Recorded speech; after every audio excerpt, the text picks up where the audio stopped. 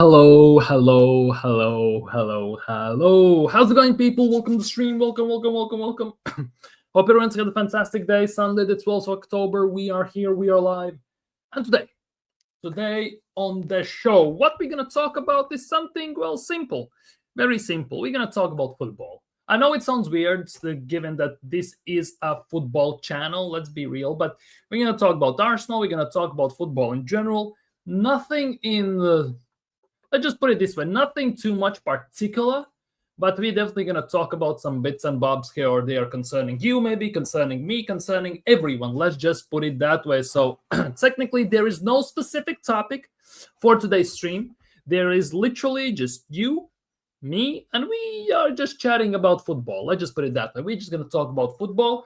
We can talk about international football, club football, anything that concerns you, that's on your mind, anything you want to talk about, put it in the live chat and we're gonna talk about it. So please, people, smash the like button, subscribe if you're new, still on the road to 1,000 subscribers, still sitting at 940 or 941 subscribers, been like that basically for the last 3 weeks or something weird like that. But yeah, people, if you have anything you want to talk about regarding football, your club, any club, just let me know down in the live chat. Big up Mubarak, big up. No news on the injuries, to be honest. Latest things I have read is that Odegaard is out for 6 to 8 weeks. Hincapié should be back after international break, and rest of them, well, time will show. Apparently, Jesus is projected to be back during December. Arsenal are open to selling him in January, so we'll see if Andrea Berta can pull that one off, because let's be real, it's going to be a tough task with given the 265,000 a week. But time only will tell. Time obviously only will tell. Big up Fusion is not jazz. Big up. Another Kluivert masterclass for you lot, so definitely. Kluivert out was trending. Let's just be fair here. Where's that? Everyone's here. Big up Darren. Hope you're doing well. Hyper protagonist as always. Big up to you, my guy. Big up Gavin. Hope you're doing well today, my bro. Big up Ryan. Big up. Hope you're doing well today as well, my guy. What's the biggest problem to Arsenal title challenge besides Arteta? Besides Arteta, in general, speaking, like, I would say that most of the problems comes from Arteta. Let's just put it that way. But if we exclude most of the factors that are besides Arteta, I would say that I think the players themselves, to a certain extent. I would argue players themselves, personally, because I would say that them as a unit don't have the know-how, if you get what I mean. They haven't won anything together. So they kind of don't know what it takes and how it takes to win it, how you need to grind some stuff out sometimes, because we have lost the league completely as a unit, but we haven't gone to any finals, and we haven't gone over the line even during the league. So the big question is, can they do it? I think in general, I would say for the Premier League and everything, it's just the team in general. Do they know how to do it? If we talk about an overall, I would say after Arteta, it's the ownership. Like, let's be real, it's the ownership, no matter how you look at it. It's Kroenke's, it's all of them. But it looks like maybe Kroenke's are starting to change. Maybe, I know it's just a smokescreen to some extent, but overall, it might also not be the case. Let's just put it that way. It might also not be the case. Something is happening there. Have you heard now how Norgard pronounced his own name? Yes, I have. I think it would be interesting to hear it yourself. Like, I have heard it, but I no, just no. Personally, just no. I don't want to get into that because, yes, I try to pronounce the players' names as straightforward as I can, most of them.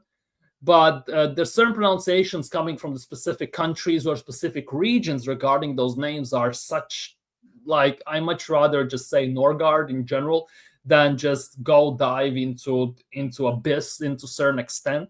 That is them pronouncing the right way, because sometimes it is tedious to some extent, because I have the same thing in my country as well. They try to make the players' names native, let's just put it that way. Like, they try to make it more in my language, and it sounds completely and utterly just straight up mess and garbage. And I much rather say that it is, let's just say Henrik Larsson, right?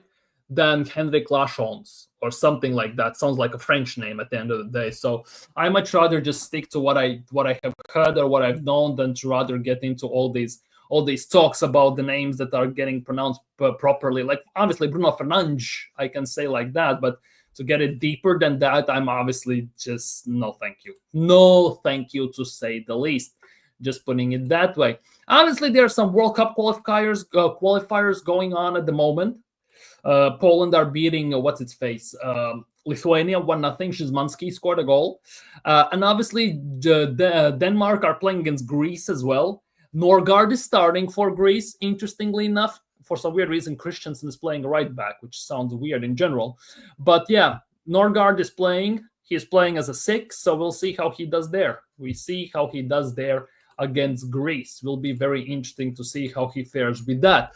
But yeah, people, do you have any football topics you are concerned you want to discuss in general? Because today we have a free-for-all stream. Anything you want to talk about, just drop it in the comments, drop it in the chat. We're going to talk about it. We're going to discuss it. So we'll see where it leads us, because most of the time any topic kind of will make some sort of a discussion, no matter how you look at it. So definitely I'm looking into that one if you have anything you want to talk about in general. Otherwise, we're going to talk about the usual suspects like Premier League, Arsenal, and all this stuff. If we are looking at it from that point of view. And Denmark just scored, by the way. Denmark just scored against Greece. It's 1-0 Denmark. Højlund scored. Rasmus Højlund actually can score a goal. Well, he does it for Napoli, ironically enough, and he is also scoring for Denmark. Interesting. It might be United's problem, though. City will be different this year. I feel like they will win the title. You think City is going to win the title? For me, the question is, wait, let me check this quickly. Because before the international break, Rodri got injured once again. And what's its face? Nico Gonzalez took his place. So I haven't read too much up on it, how long Rodri is going to be out for specifically for City. But again, City with and without Rodri is, again, as we saw last year, two completely different teams, whether you like it or not. And Rodri coming back obviously gave them some balance in the midfield, made their defense a bit more secure. But with him again being out, I don't know how long is he out for. He might be back already. In those terms. But yeah, for me, if there is no Rodri, City's chances like literally fall by 30-40%. For me, that is the biggest case. How much more time we give your Gyökeres in European? Well, Mikel Arteta said judge what's its face Kai Havertz after 55 or 65 games, so might as well give that much time to Gyökeres, right? So why people are just now talking about it, like, seriously. But if we are on a serious note, I would say till December. For me personally, I would say we should give him till December to see what is what. I know that there are Arsenal fans already in the fan base who are saying as soon as Kai Havertz is back from injury, drop Gyökeres. Bless me. I've already have seen that, which again seems kind of preposterous for me. But you also can see the argument why, because yeah, obviously we are not playing to his strengths. Mikel Arteta is not playing to his strengths. So obviously you will see a bit of a downfall, a bit of a, let's just say, no goals, to sake of every argument. But I would say till December, maybe till January, maybe to something like that. But overall, yeah, it is a bit of a worry that he has scored only 3 goals in 7 games. 2 have been against Leeds and 1 has been a penalty. It is a worry, let's be real. But again, Arsenal are not playing to his strengths. We are not giving him the necessary support in those terms. So definitely, there will be a timeline. At some point, people will start to judge. Obviously, our opposing fans are already laughing at him. There are Arsenal fans who are saying that drop him for Havertz already. I have seen people saying that we should have still signed Šeško instead of Gyökeres as well, which again seems very weird. But hey, time only will tell. Big up, people. Big up, AJ as well. Big up. Like and subscribe if you haven't already. Big up, BBK. Big up, Taran. Hope you're doing well. Hope recovery is going well as too.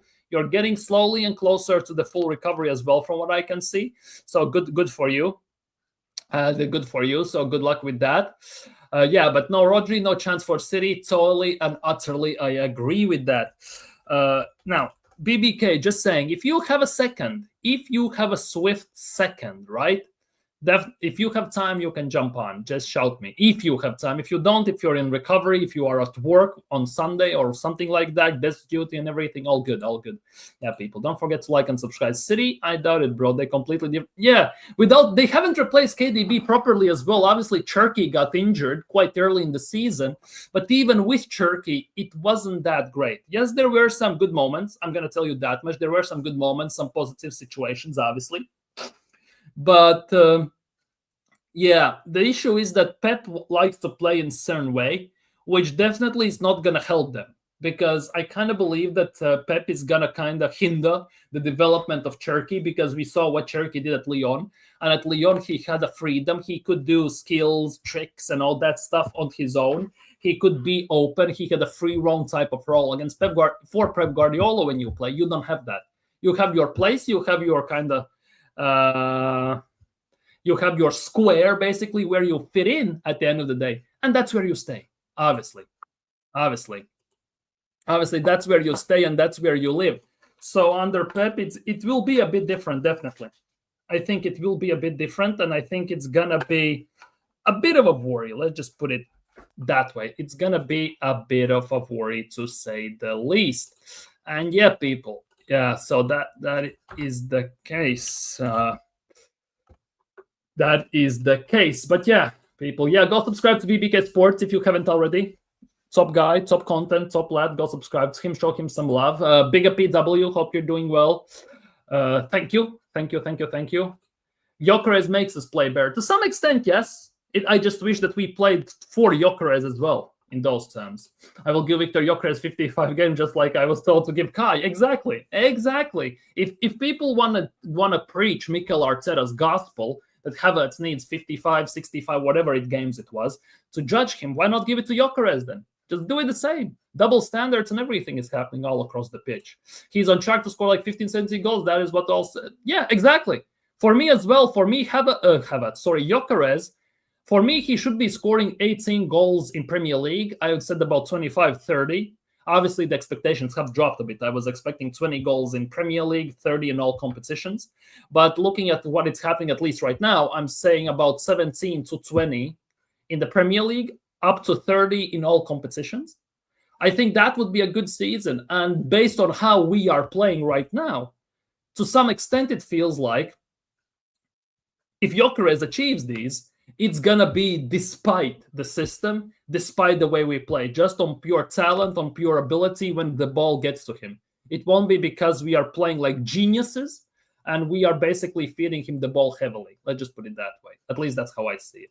Yeah, I saw them. 2-0 against Kosovo, losing, even though Kosovo had a red card. 2-0 loss to Switzerland as well. It's not great, but then again, Sweden's national team from back in the day, if you even compare it to those, it's not the same. And at Arsenal, he plays with 10 times better players, pretty much all across the pitch. And the sad part is we don't play to help him.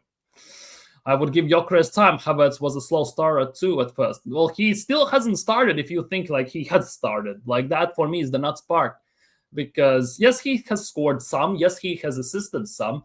But the amount of chances he got, different qualities from Gyökeres. If Gyökeres is more of a gunman, which you need to feed the ball up top, Havertz was actually more involved into play, which gave him more opportunities to get into certain spaces because he also dragged defenders out of positions. He has better passing than Gyökeres, which also allowed him to create more for himself and to create for others, which obviously helped us. But the issue was when Havertz got the ball in specific areas, he missed those chances, which should be a goal by default if you had a proper striker. The issue is that Gyökeres doesn't have the ability, as weird as it may sound, as Havertz had, to help to create. Let's just put it that way. And that, I think, is definitely not healthy.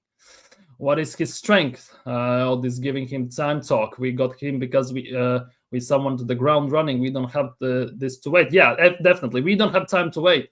And that also was one of the main reasons why personally as well I wanted Gyökeres. Because Gyökeres is a win-now type of attacker, striker.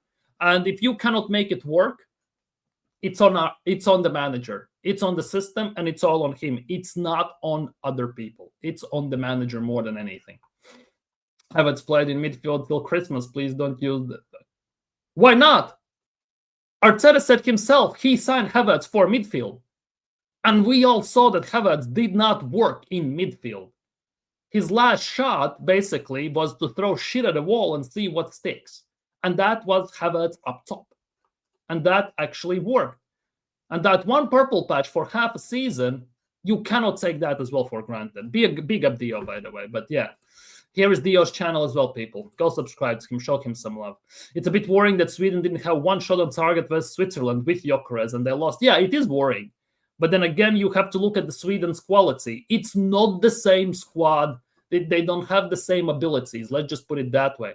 Because even though Sweden had, like the lineup for Sweden, Johansson, Lagerbielke, Hien, Gudmundsson, Bernhardsson, Bergvall, Karlström, not that Karlström, by the way, Ayari, Sema, Isak, and Gyökeres. Yes, they have Isak and Gyökeres up top, which should mean they score goals. But if you look behind them, they kind of don't have even the ability to create one. Who? Bergvall? Who? Ayari? That's about it. They don't have those big names who can actually decide games by single key passes and stuff like that. So you actually have to take that into account as well for me. That guy from Levante, he's good. Which one? Which one from Levante? Levante. Which guy? Because from Levante, you know that I watch La Liga, but I need to know which guy from Levante. You're saying that one guy from Levante. It's kind of vague. That it is a bit vague. Let's just put it that way. Yes, 97 goals, 2 when you play Gyökeres, Arteta. Yeah, exactly. Big up Tyrell. Big up Tyrell. Hope you're doing well, my guy. Go subscribe to Tyrell as well, people. Go subscribe to him. Show him some love. And people, we have royalty in the house. A royalty. Absolute royalty. We have BBK Sports, Taron in the house. How you doing today? Love, bro. I'm good, man. How are you? I'm good. Kind of good, but I'm good.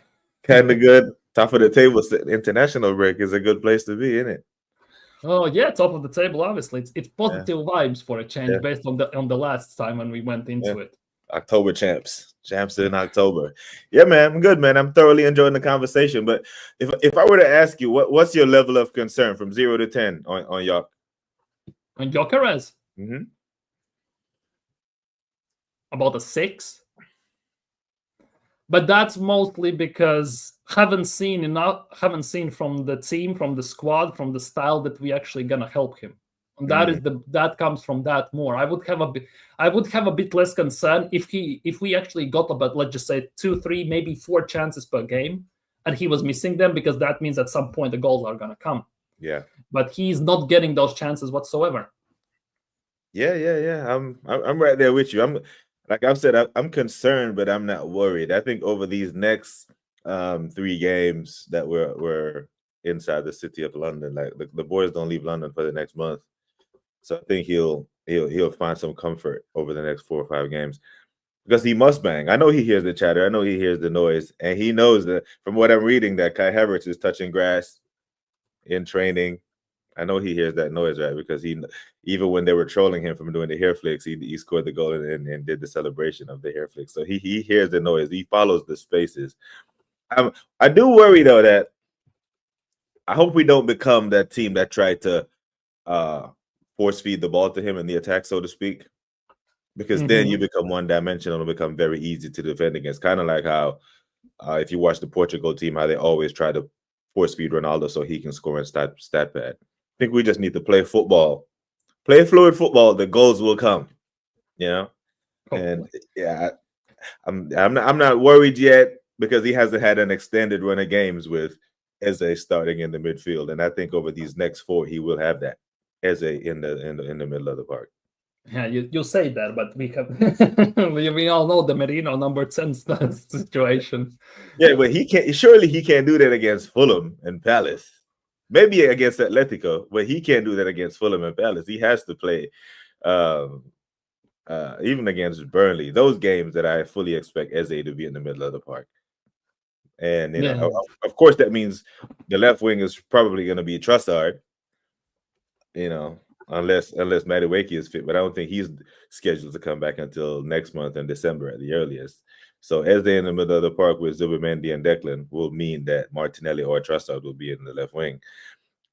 I'm willing to make that sacrifice if it puts Eze where he belongs. in the middle of the park. And I think that will actually make a good it would help Gyökeres a great deal.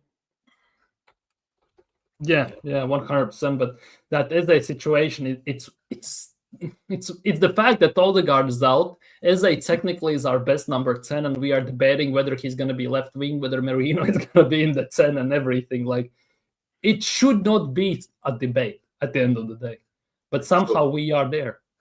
Even if he's going to force Eze, if you want to play Ethan in the 10 and Eze out left, I'm okay with that.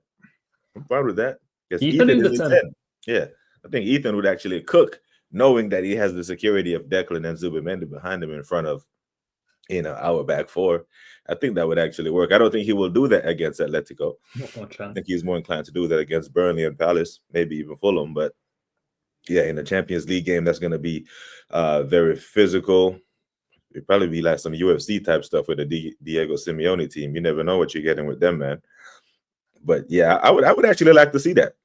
Ethan get a run out, because that's what he's there for, right? Every time that Odegaard's been injured at the Emirates against Forest and against Leeds, Ethan's the one that came on. So that's the depth chart. You got Odegaard, you got Ethan. Now Odegaard is injured, so play him. The boy spent the entire campaign last year proving that he belonged to the Premier League, right? He signed a new contract, hoping that he's going to get more playing time. Okay, now here's his opportunity, Yeah.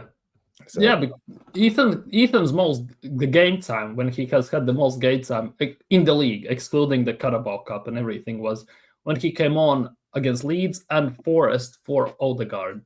After that, it's literally been the microwave, like 15 minutes at most. Yeah. Like, that is already not a good sign if we are looking from that point of view. Yeah, that's definitely not, because we're expecting Ethan to take that next step, right? We want to see him go to that next level, because we know it's in there. We've seen everything. We've seen the tech. We've seen the flashes of brilliance. Give him an extended run of games, so now we can see that. I'm here for it. I think that there's nothing but good that can come out of this. He has an opportunity here to play football at the highest level and get better as a footballer in the 10. Doesn't have to worry about tracking back a whole lot, because Declan, Zubimendi's there. He has Big Gabby and Saliba behind him. He has Timber, who's finally getting his flowers now. Yeah. So, you put him in that space and you let him create and you let him cook. It's only going to be good for us. I don't see any negative that can come from that. Yeah. Interesting that you didn't name Calafiori for the left back spot from all the defenders we have. Yeah. I think he's done okay for this season, but he's just the yellow cards that I see him pick up, man, that he gets caught out of position too much. Maldini used to say, if you have to make a tackle, you've already messed up. Yep. Right. So if you've already messed up, you have to make a tackle. Now you have to pull the shirt back, and his positioning it concerns me. I'm not gonna lie, but he hasn't been our worst left back this season. He has done enough to keep the starting role over Skelly. But yeah, I think if we had a left back on that side where I can feel comfortable the way I do with Timber, then it'd be so calm. But okay, we're not conceding more than 2 goals for the entire season in a game. I'd be that confident, but I don't trust him yet.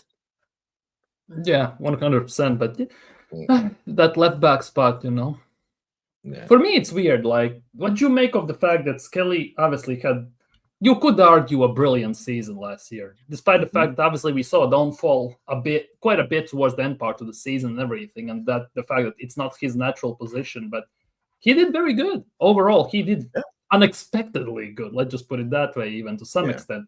And then all of a sudden, but that also coincided with Calafiori's injuries consistently.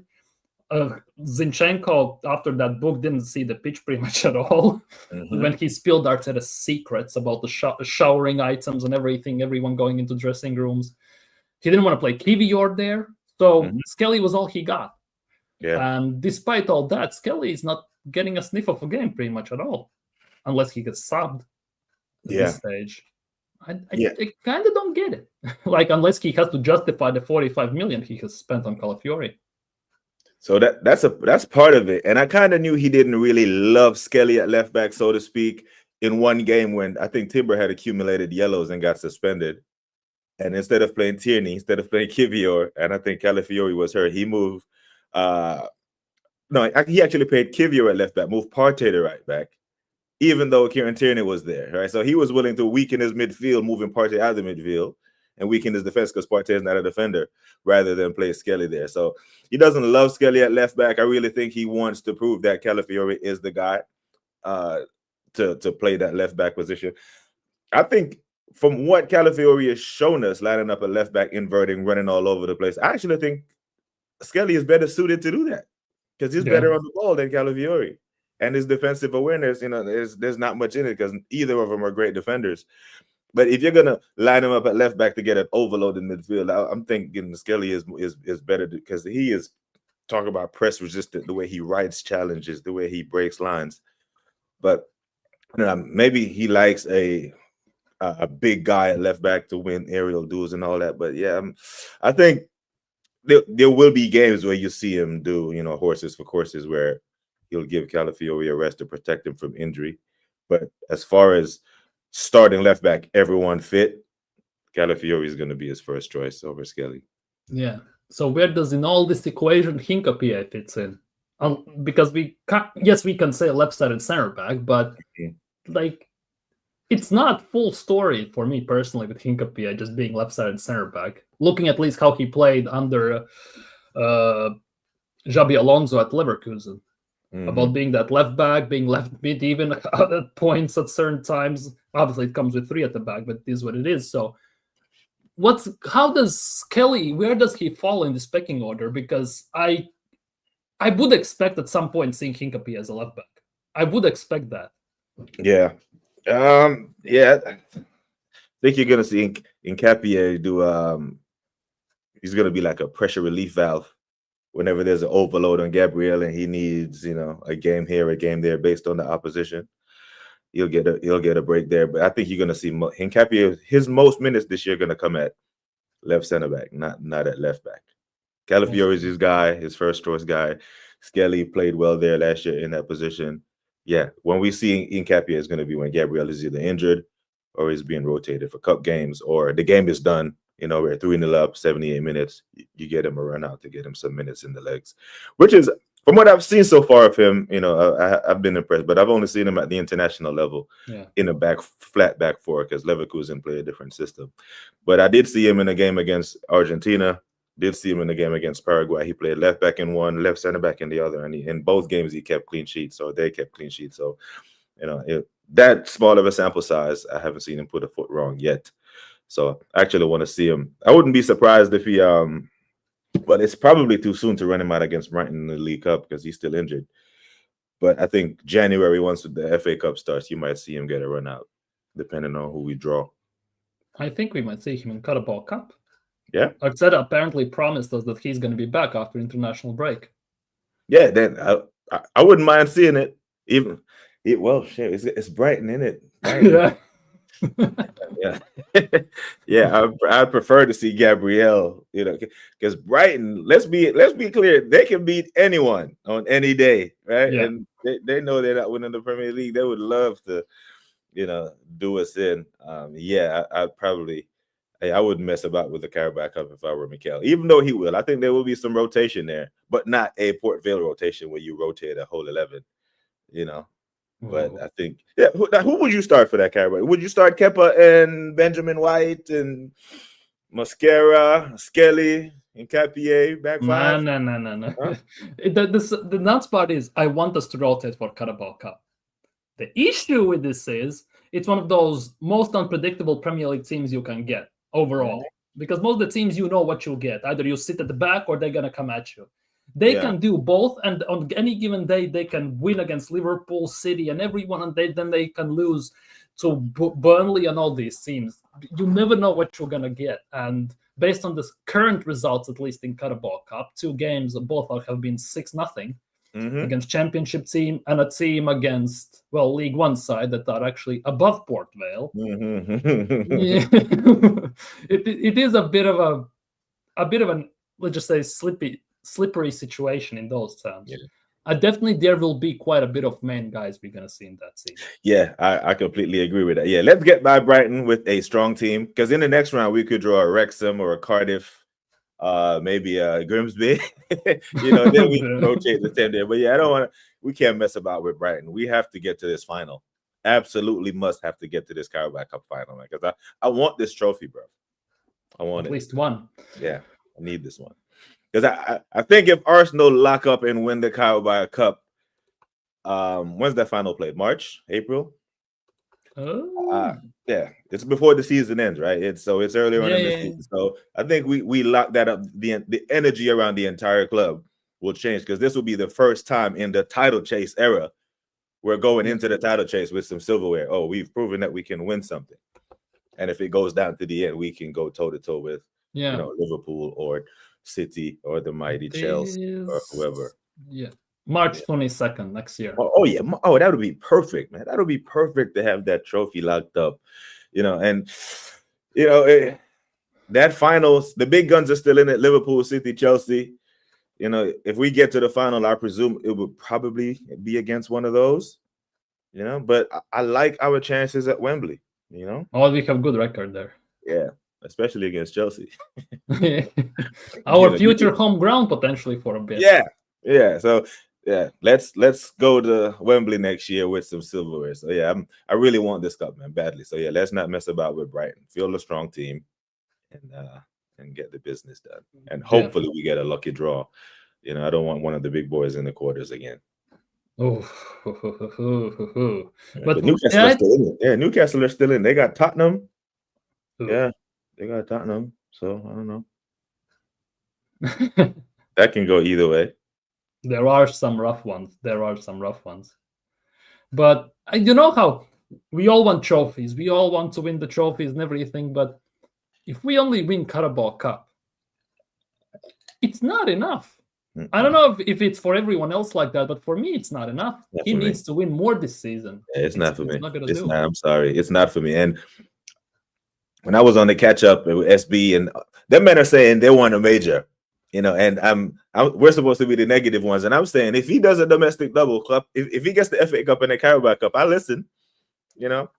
It's very difficult for me to sit here and be like, hey man, get out, you're not winning. Then I'm leaving the party with 2 hands full of trophies, and then I'm still cussing them.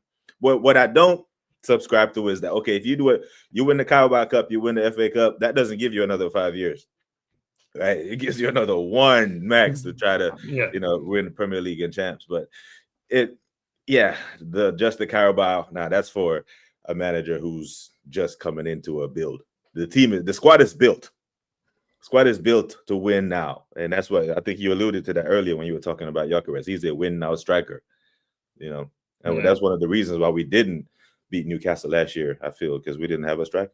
They had Isak and we had Havertz missing every chance that he got.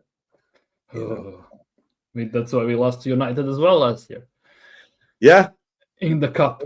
Yeah, the good times. Yeah, our center back had to go score the damn goal. And that was a 10-man Manchester United team, isn't it?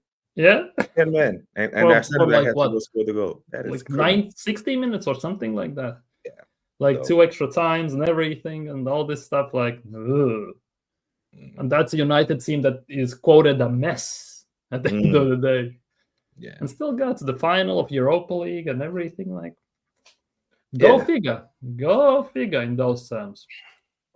Big up, Dancy. Big up. Big up, Dancy. Love, bro. Yeah. And so what are your thoughts on the expansion package Arsenal are trying to do, potentially, of the Emirates? I mean, it happens, innit? Like, twice when I lived in Germany and I used to frequent Spain, every time I went to the Bernabeu, they were expanding. Every time I went to the damn, they're doing it. Like, so big teams do it, right? The only problem is those teams are expanding their capacity while winning. Yeah. And it seems like, from what I'm hearing, it's a 10,000 increase in capacity. Then you go from 60,000 to 70. Is that worth it? I could hear it if you were going to like a 80,000, whatever, bigger stadium. I just don't want it to become like a dick measuring contest with Tottenham. Oh, they got a big stadium, so we got to build that stadium to be bigger than theirs, and put this in and put that in. But I don't. I'm gonna be honest, bro. I don't have any emotional attachment to the Emirates, bro. Yeah, same. And I've actually been there more than I've been to Highbury. I've only been to Highbury twice. I've been to the Emirates many, many times. I don't, and part of that is There's no because I haven't legacy. won the Premier League there. Yeah, I don't. it doesn't have legacy besides few Yeah, FA Cups. That's yeah, about it. yeah. Like, So I'm not terribly bothered by it. I just wish we prioritized winning as much as we prioritize merch and upgrades and stuff. Because if we go there next year at Wembley as Premier League champions, don't oh, care. good. Yeah, all good. We've won a trophy at the Emirates, and then we'll go to Wembley and try to retain it in a away ground that's home. Yeah. But I'm not terribly bothered by it. I hope if. Do you think they're gonna allocate the full capacity? You mean Because In Wembley? yeah, because it holds 90,000. I would presume so. Yeah. Well, I think it will be a good. I would assume it would be a pretty damn nice measurement for the Cronkies to see what happens if once Yeah. So, everything is done. Basically, yeah, once because it's what I been was expanded. thinking, the fans that are on the wait list that can't get a damn seat at the Emirates, maybe they could get like a supplemental season ticket for the time being, so they could actually go see the team play. I know there are hundreds of thousands of people waiting to see the team play in that. So in that regard, I think it could actually be a good thing for those fans who actually want to go see the team and can't. But Wembley it's not the easiest place to get to, isn't it?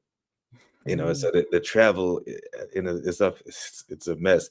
I wish they take a page out of, because I never had an issue getting to the Alliance Arena, bruv, or any stadium in Germany. Deutsche Bank Park, the train takes you straight there, very efficient. They increase the frequency of the trains on match days, But yeah, in England it's a little different. But I do think that there can be some good, but all that stuff has to come with silverware. If we're just expanding the stadium and not winning, then it becomes even more annoying, because then they're making more money. The club's getting bigger, the stadium is getting bigger, but the trophies, the size of the trophy cabinet hasn't moved. Yeah, exactly. And this is the other thing. AJ is saying the Arsenal ladies, they will not be allowed to play at Wembley. So where they will play? We're gonna play at at a training ground. Probably the London. I heard a rumor that they might share the West Ham stadium, the London stadium. Yeah. So, I don't know. That's a weird one. I don't know. But yeah, that's a weird one. The ladies, and they actually win shit. Yeah, they sell out as well. Yeah. At least last year they sold out. Obviously, this year they haven't had the best of starts. Yeah. They are struggling in those terms, but I don't know. It's a weird thing because technically we cannot expand sideways, as far as I understand. We can only go upwards. Mm-hmm. So how high we can go? Sky's the limit, or what are we doing there? Yeah, and that's probably why it's only 10,000, because structurally you can only add so much weight. But and how many of those are going to be corporate seats versus seats for general admission? Yeah, there's more questions than answers. Like, some transparency should be more transparency need to be around this whole issue, because right now we have more questions than answers. But what the club can do is give us a couple of trophies so we could care just a little bit less about just a little bit less. Yeah, but do you think there is some sort of a renovation in terms of Emirates, because it needs a bit of a renovation from inside as well? Mm-hmm. It needs to change. Like, it doesn't change in 2006 pretty much. Like, overall, there's something in that as well added to it, or is it just going to be 10,000 seats and that's about it? You would expect that they actually change something in there. Yeah, they definitely got to upgrade and renovate, because you can renovate a stadium while you're still playing in it. You're gonna have it vacant for a whole year or however many months. So they're gonna have to. And it's I wish these fuckers had some kind of like decorum about them, where they'd be like, okay, no more expansion, no more season ticket hikes, no more side dishes until we actually start winning something. Because if we were winning actual trophies, bro, no one would care about the 3 to 5% hike in the tickets and that. Yeah. But yeah, they're gonna have to must do some renovations to make it, because essentially you know, they I know they hear the noise about great the Tottenham Hotspur Stadium is, Yeah. and they want that energy. You know, I know Kroenke, he wants some of that NFL money in London. He wants those concerts. He wants this. He wants some of that because you know he loves his money. Yeah, but I know it's the modern age and everything, but technically it's not us, though, is it? Yeah. Obviously, most stadiums hold some sort of concerts, but do it on like to such capacity. Like, obviously, there were some talks that Kroenkes have taken Real Madrid's new Bernabeu as a prime example. I just put it that way. But obviously, Real Madrid wins stuff Yeah, but consistently. they have the SoFi Stadium here in California, which everyone loves because it's like the state of the art of all the NFL stadiums. It used to be Jerry Jones's playpen in Arlington, but now the SoFi Stadium is where everything happens. So they have the blueprint and they see how much money that can pull in. Yeah, so if they and the thing is that if they're going to get this opportunity to renovate and upgrade the stadium, it has to be state-of-the-art stuff that's going to last another 20, 30 years, right? Because you can't be like, oh, in another 5 years, we're going to do more upgrades. So they really need to get this right. Yeah. It's weird. It's very weird. Obviously, the commercial deals also are gonna be bigger because of that, I would assume. Yep. Because of the seat amounts and everything, it's definitely gonna be like more Emirates. Are we gonna still be Emirates? Yeah, then naming rights become a thing now, right? Because now you could be all the other airlines might want a piece of that, Yeah. But that's also looking at Spurs at the same time. They don't have a sponsor for the stadium.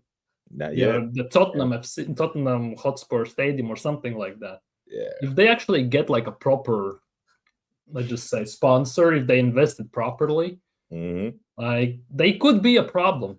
Yeah. A massive one. Like it's not that far off. Let's just put it that way. It's not that far fetched to happen at some point, especially if since there already are lots of concerts. There's like, is there like a karting or something like that some in go-karting there? Yeah, go-karts, something like going on there and everything. As soon as they get even like, I don't know, any sponsor, I don't know, Budweiser FC or something, Budweiser Spurs Stadium or something like that, it could be curtains. Yeah, I'm actually surprised that it lasted so long without actual naming rights. Because you know how Daniel Levy is an astute businessman who allowed Tottenham to sit at the table with the big boys without winning. Yeah. So yeah, I was surprised that by now I was thinking, okay, they're not in the Champions League. Once they get back in the Champions League and get their profile up, then all of a sudden, the portfolio rises and they can demand more money for the naming rights. And they're there now, but Levy is gone, so I don't know. But yeah, that is a massive. Because that's those deals, $100, $200, $300 million deals. That's a lot of money to pump into a club. Yeah, instantly. But would you, let's just say, random question, like we obviously are talking about the expansion of Emirates, 10,000 seats, like I don't know, 500 million or something like that. How much it was, I don't remember anymore. But there is some big triple-digit millions or something like that going into it, right? Would you much rather expand Emirates or let's just say renovate Emirates for that money? What would be more useful? Obviously, for Kroenke's more money, less problems. In terms of fans, get more in there. But let's just say if we renovate Emirates and leave it at 60,000, would that be a better move? I think the expansion. There's something about having a 80,000 seat stadium that's a draw, right?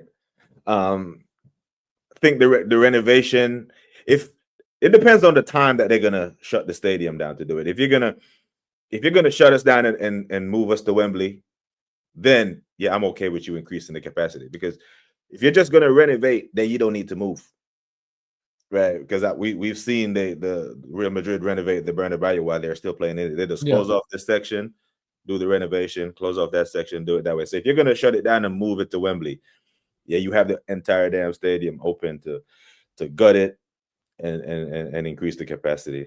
I'm all for it, because should we start winning, I'm back at the Emirates, bro.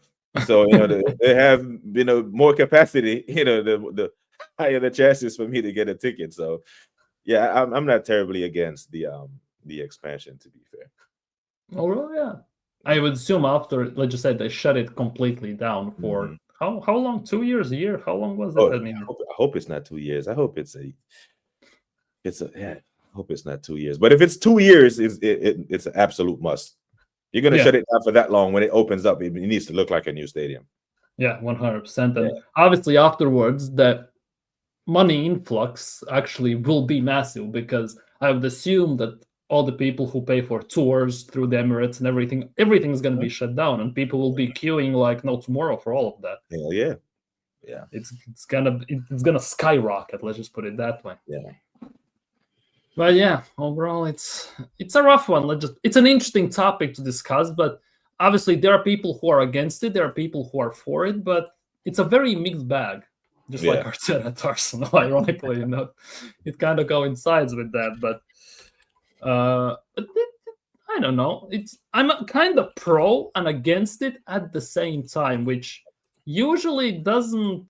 I'm not that type of person. I'm either one side of the fence or the other. I don't tend to sit a lot on the fence, but on this, I am quite a bit on the fence. I don't know. It's a weird feeling. Yeah, but I get it. Yeah, but Arsenal, you feeling good so far? Yeah. So the season of no excuses, like Sheldon says in the chat, right? So this is where I expected us to be. I expected us to be right where we are.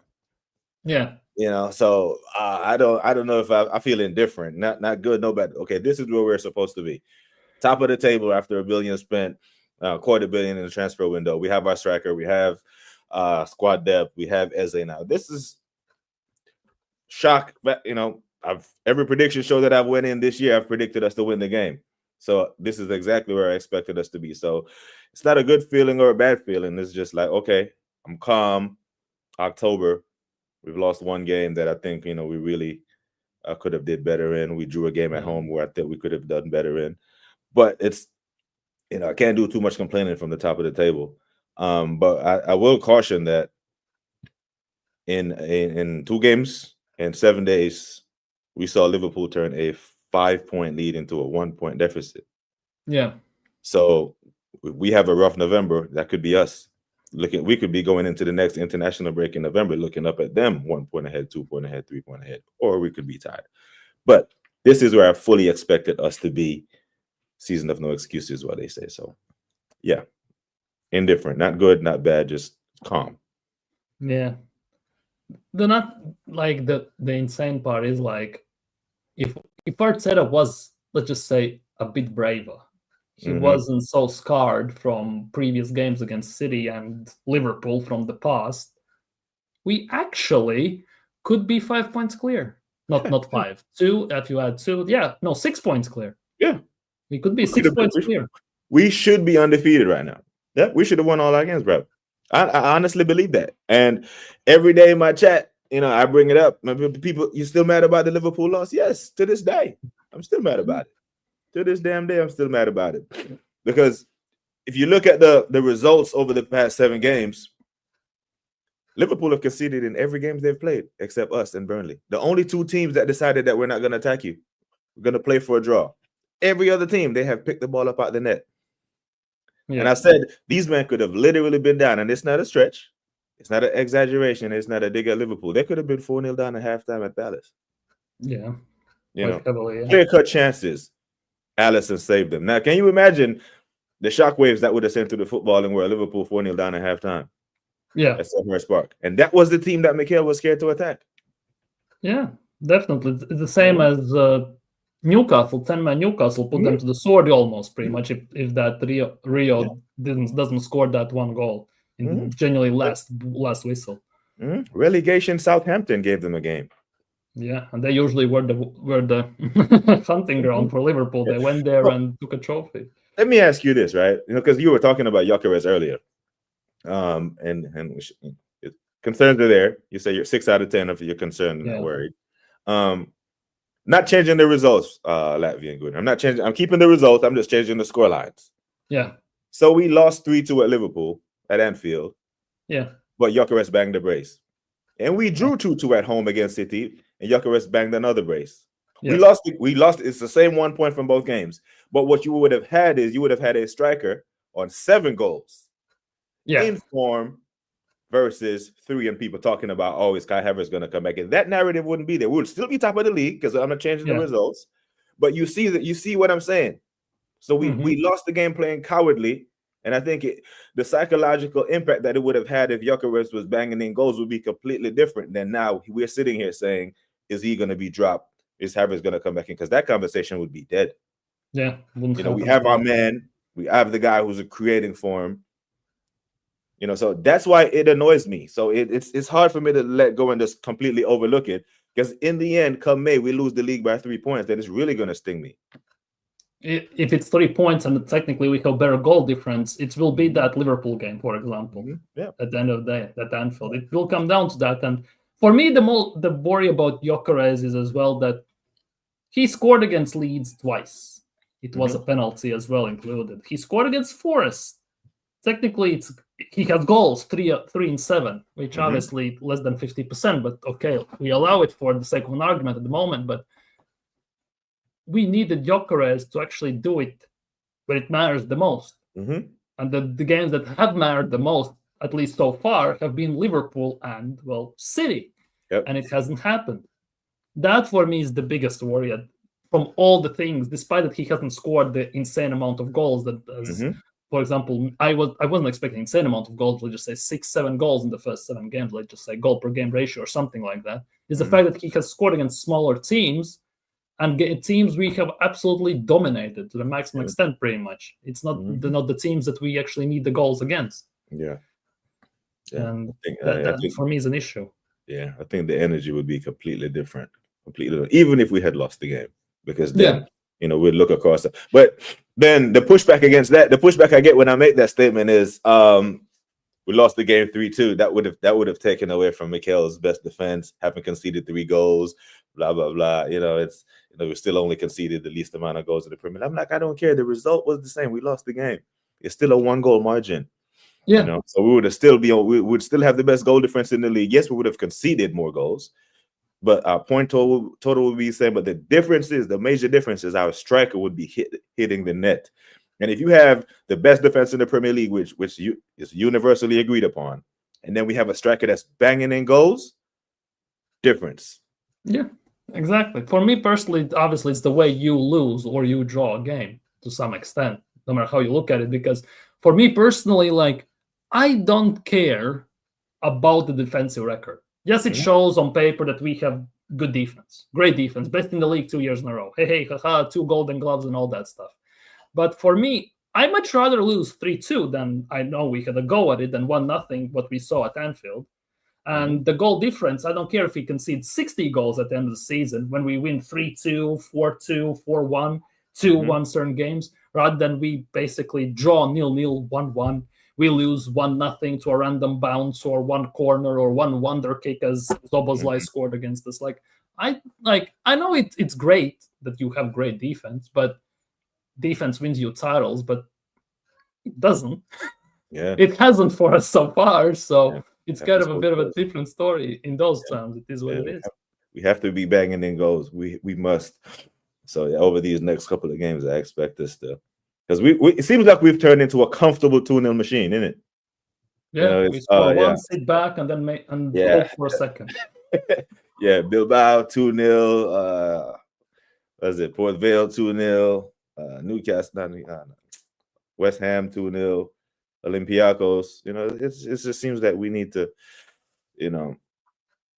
kill teams off a little earlier. Because when you kill teams off a bit earlier, it also gives you a different rotation scheme, right? Because if you can get guys minutes in Premier League matches, then all of a sudden, when you rotate them in cup games, they're sharper.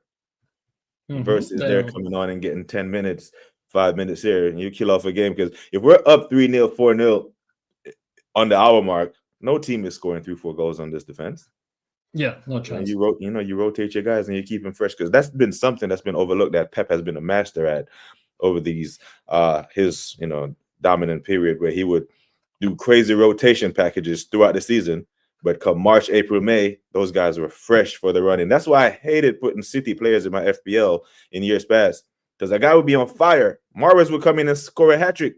Yeah, and he's And then out you put him next in your year. FPL and then Pep benches him for 2-3 games, Yeah, But he but did they're these. always on point. Yeah, he keeps them fresh for the running, and our guys are running overload come March, April. So that's because they usually used to kill teams off.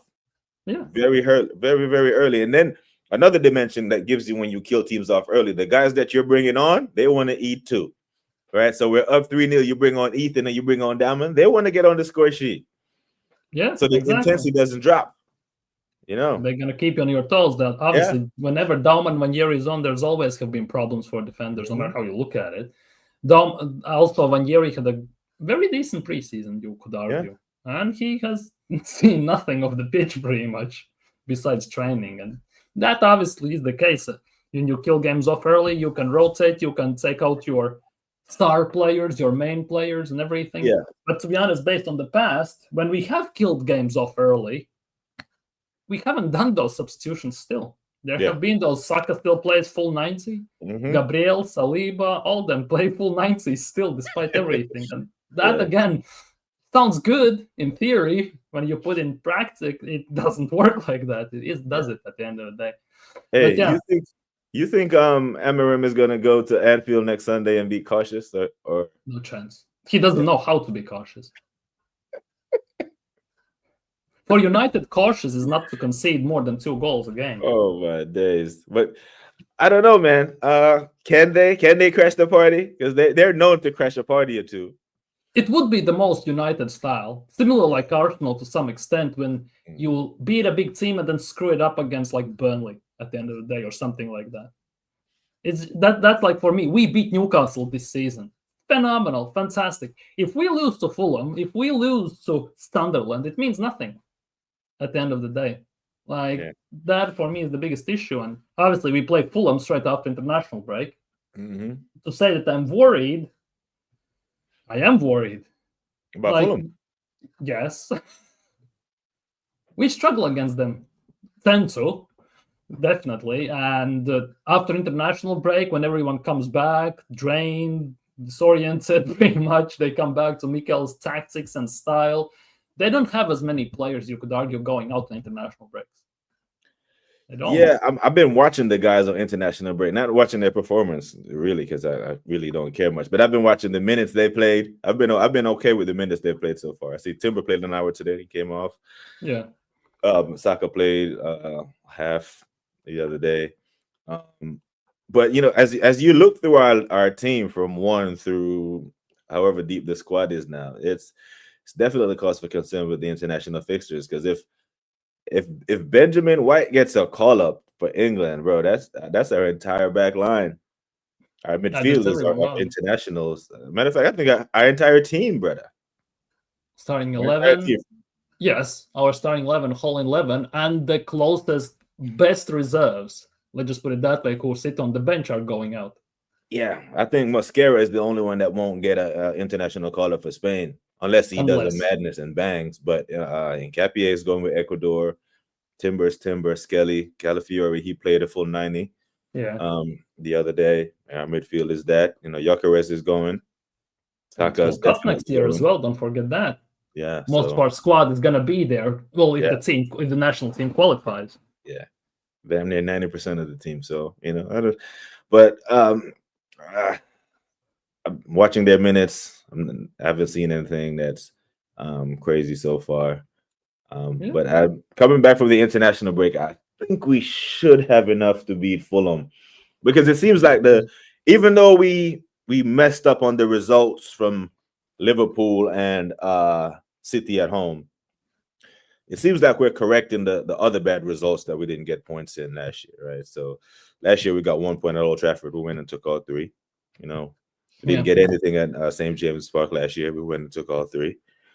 Didn't get anything at home last year against West Ham. We took all 3. So what we got? It was a 1-1 at Fulham, right? It was a 1-1 at Fulham last year. Was it 1-1 when Kivior fell asleep and Jimenez scored early? It was that game. Yeah, I think that was 1-1. Saka had scored a last-minute goal, but it was offsides. I think that was 1-1. So I expect the boys to look at, hey, we didn't get 3 it points. was 1-1 at way. Yeah. So Well, let's go. Year Let's before go. that, we lost to them at Fulham. Did what was that score? 2-1. 2-1. Shit. Yeah. We need those three. We need to We get. usually win, to be honest. Obviously, Fulham is better now than it was some time ago. But overall, let's just say since Arteta took over, that was what 2019, December 19, 2019, right? Something like that. 1, 2, 3. Wait, 1, 2, 3, 4, 5, 6, 7, 8 games. 1, 2, 3, 4 wins, 3 draws, 1 loss. Not too great, let's just put it that way. And because I remember the context around that one draw, that 2-2 at the Emirates. They were down to 10 men. We lost at home. We drew at home to 10 men. Yeah, we drew 2-2. So that was a damning loss. So they're. So we have to get 3 points there, man, because we have to make up for those 3 points that we lost at Anfield and those 2 points that we dropped definitely. It's a must. It's a must. But to be honest, our schedule it's not the greatest after this before November international break. Who we got? Like we have Fulham away, right? Should be decent, hopefully. We have Atletico Madrid at home then. Yeah, we have Palace at home. 3 points. It will be interesting. That's 3 points. We got to get 3 points. Then we have Brighton in the cup. Burnley away. We saw what they did. The stinkiest of low blocks we have ever seen.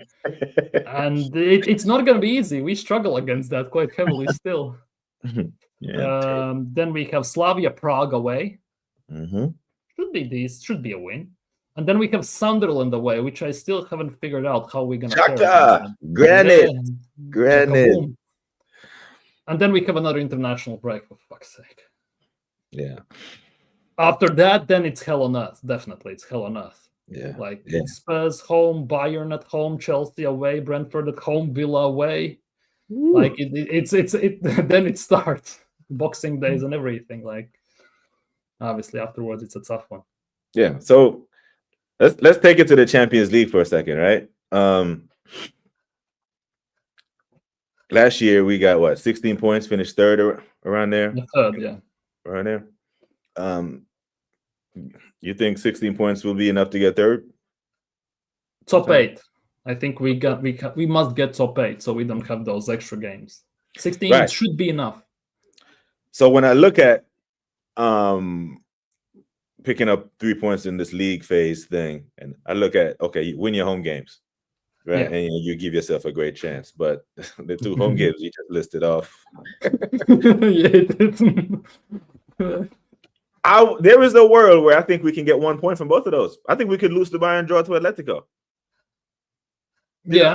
I really don't see us winning both. I think we win one of those games. Okay, chances of going through go through the roof.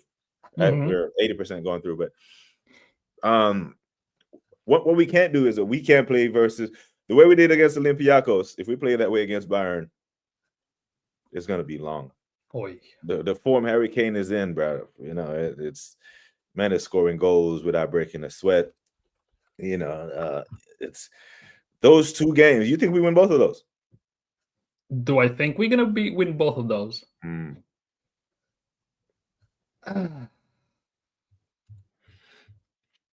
Maybe one.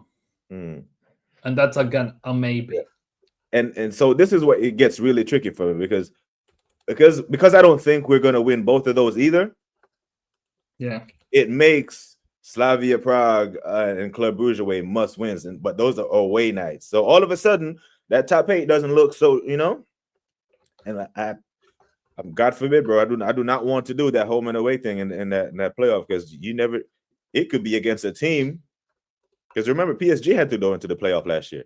City, no, Real Madrid. Yeah. So I expect at least some of them to be up there, which means the competition is going to be rougher for that top 8. Yeah. So that's why I look at these those 2 Champions League games, and I'm like, shit, man. Yeah, we absolutely have to get 3 points from one of those. But I'm hearing a lot of disrespect for Atletico. Like people just think we're gonna turn them over. Like they forget who the hell Diego Simeone is. Like they forget who Julian Alvarez is. Like these men on their day, bro, they can go to another level that I haven't seen us go to in this competition. So I'm very worried about those 2 games. Going into every prediction show on Shane Gooner's channel or with the Waffle Down, every single game that I predicted so far is, hey, I think we win this. I think we win this. Them 2 will be the first time this year I'll be like, yeah, I don't think we'll win this one. Yeah. I'm really worried about those 2 games. Simeone's team is so well drilled, they're literally dying for the badge. No matter how you look at it. No matter they win, lose, or what, they are gonna go there. And you're lucky if you come out of that game without an injury or something going on with you afterwards. Yeah. And he also has proven, at least in recent few seasons, that he doesn't play defensive at all. Sometimes he knows how to go out totally just to bury you in the attack, and they have the players to do so. The abilities. We can't be wasteful, especially against Bayern. We can't be wasteful because they will probably score. Well, Upamecano is injured. It will be interesting to see. Is Upamecano injured? I think he was, or was it Konate? Wasn't like I think they sent him back. I think they sent us. I think the French team sent him back. Konate, England, Wonder how that's going to play a role this season. Is he injured or he just played shit and they're protecting him? And that's the next step for Wirtz. You know, you're gonna see Wirtz has the dubious injury when they take him out the firing line when he's not scoring. He's doing the 008 right now, isn't he? Huh? He's doing the 008 right now, isn't he? I think he's on 9. I think he's on 009. So here's the thing, right? Like Man United now, they have the task. Now, could you imagine a world where Amorim gets his first back-to-back win at Anfield? Like, where the Liverpool fans would have to hide from the United fans if that happens. Or one of those things will probably happen this weekend or coming next weekend. Either Wirtz will get off the mark, get his first assist against would be the case, against United, or Amorim goes there and do a madness. Because I actually think last year's Liverpool team was better than this one. Yeah. Right. Last year Liverpool team had Trent. Last year Liverpool team had a motivated Mo Salah playing for a contract and that. Yeah. Last year Liverpool team had Diogo, RIP. Last year's Liverpool team had Luis Diaz, who used to trigger their press. Yes. Now Isak definitely an upgrade on Darwin, but this version of it. So we see United last year go there and got a 2-2, and really should have won it at the end when Maguire kicked the ball out of the damn stadium on that final chance. So I think the Liverpool fans are publicly saying, "Oh, we're going to turn these men over," but they're silently looking at last year's result, looking at their current form, looking at hey, if we drop points against United on Sunday, it could be long, because I fully expect us to beat Fulham. I don't think it will be as tricky as most people think. I think we have enough quality to beat Fulham. We should. Mm-hmm. Yeah. But for me, I still cannot, like, no matter how you look at it, for me personally, I think some people, not all people, but some people really underestimated how much influence Trent has had on that Liverpool team last season. Mm-hmm. Because the Frimpong is nowhere close to what Trent was doing, because he actually cannot do it, which means Slot needs to change. He cannot afford to do the same things anymore, and Trent was definitely a big influence on that, creation-wise, more specifically, and everything. I think that. But can you imagine Trent in this team right now? I think that would be that Liverpool team would be even more scary with Isak up top. Oh my days! Coleman didn't even start Frimpong at right back today. He started Dumfries and played Timber at center back. Yeah, Timber was center back. Yeah. So man is not starting for club or country right now in this position. So yeah, it's a hell of a downgrade. That's why on paper, their transfer window was through the roof. Yeah. But now we're seeing, like Sheldon says, Diaz is a big loss. Yeah, like that Verts, he does not give you that Luis Diaz press was relentless, bro. Yeah. It was him and Sabuzlai, and especially even Darwin, as much as the Liverpool fans slayed him, when them three on the pitch, that press was ridiculous. And they don't have that right now. And that's why every team except us and Burnley have scored on them, because they're easy to play out. I think this Liverpool game is gonna cost us at the end of the season in one way, shape, or form. Yeah, I think it could be the case. Turn us over. Yeah, that Emirates game will have extra weight riding on it. Mm-hmm. I think because yes, we tend to get like a draw in recent times, even at Anfield. But now after a loss, win is a must. Yeah, we have to win. The same goes also with Man City at Etihad. Mm-hmm. Because if we get a draw, we tend to get we tend to lose sometimes. But in recent times, like last year, we drew at Etihad, a painful draw as well, if you remember. And all what happened. Mm-hmm. But now that we draw at home, we need to win at Etihad as well. Well, I tell you what, that coward lineup, that Marino, Zubamendi and Declan, when we go to the Etihad, that's what you go see, because he's not gonna want to lose that. Yeah, I think he's gonna be okay with getting a point at the Etihad, especially after we didn't beat him. I guess he's just not that brave, isn't it? He's not that guy that's gonna be like, let's take a risk. Like, someone needs to tell him, like, bro, you're getting sacked at the end of the season if you don't win anything. So you might as well go out guns blazing. Yeah. This cautious approach that you've taken the past 2 seasons have gotten you nothing. Matter of fact, it's gotten you under pressure now. Because, Bertha went out and gave you a guy who scored almost 100 goals over the past 2 years. He went and got you a Premier League creative midfielder who starts for damn near every Premier League team. He reinforced your already great defense. Your move, because Bertha can't pick the lineup for you. That's one line in football that I don't believe any sporting director is going to cross. Right? Yeah. I think they respect the coach that much. Okay, I'm going to get you all these players, but I will not coach them, will not pick the lineup for you. That's your job. Yeah. But when he sits up there and see Eze on the bench, away at the Etihad, should that happen, and see Moreno in the middle of the park, he's going to be like, okay, guy, this is the hill that you want to die on. Cool. But I know in 3 months' time, you better have that Premier League trophy here, or you got to go. Yeah, 100%. And but just before we wrap this up, right, I want to know your thoughts on this, because I might be reading too much into it, but I also might not be reading too much into it. That I think it was about a few weeks ago, maybe even a month ago, that there were some articles and news coming out that if Andrea Berta came in earlier, let's just say November or December, whatever, right? Mm-hmm. Zubimendi would not be at Arsenal. He had other players in front of him. The question is, obviously, who? That would be the nice one to know. But if Zubimendi doesn't sign for Arsenal, who we would have gone? Because I don't see Arsenal getting anyone in those type of way. Let's just put it that way. Who would be our number 6? Would Arteta play Rice there? Is there too much reading into it that is just a yellow page story, or is there something to it? Because it feels like Berta is not the biggest fan of Zubimendi, and usually in Spain, if you are one of the top dogs in the smaller teams, you tend to go to the top 3 big dogs. No matter how you look at it. Let's just put it that way. Yeah, I don't know. Yeah, it's a great question, but the kicker in that question would be, who would Bertha would have wanted? Because Bertha's pedigree, especially in that central part of the field, has been top notch. Yeah, top notch. This is the guy who signed Rodri. Yeah. This is the guy who signed Partey. People forget that Partey was the reason why Atletico was comfortably selling Rodri to Man City. Because Koke, Gabby, and Partey in that midfield was relentless in 2018, 2019.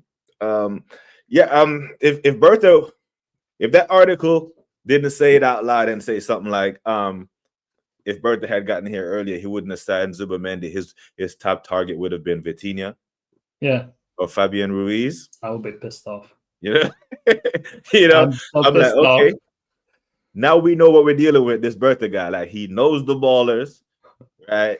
And he has the pull and the credibility to get these men to a football club. Because I don't believe that if it was Berta at the club instead of Edu and going to look at Porto, they wouldn't have came back with Fabio Vieira. They would have came back with Vitina. So there might be something in that article, because Andrea Berta would have known well and good who's Martin Zubimendi is.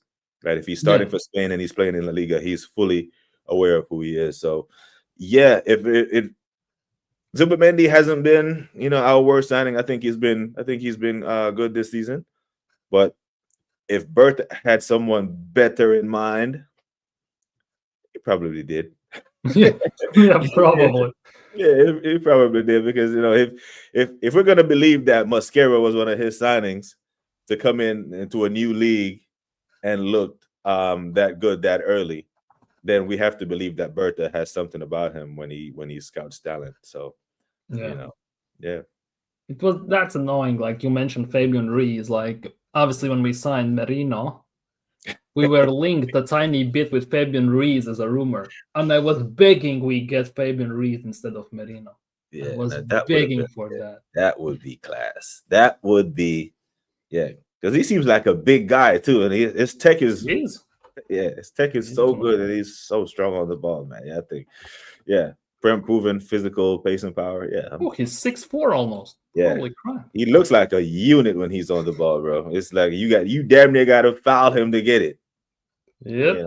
Yeah. So he is class, but I don't know. What's his market value? I don't know. It should be through the roof. Yeah. I don't know. Just out of curiosity, what does Transfermarkt rate him at? Not 40 million euros. What a minute. Oh. Well, he's 29, to be honest. Oh, okay. He's Rodri's age. He's got that. Okay. Year and a half on the deal left. Hey. Yeah.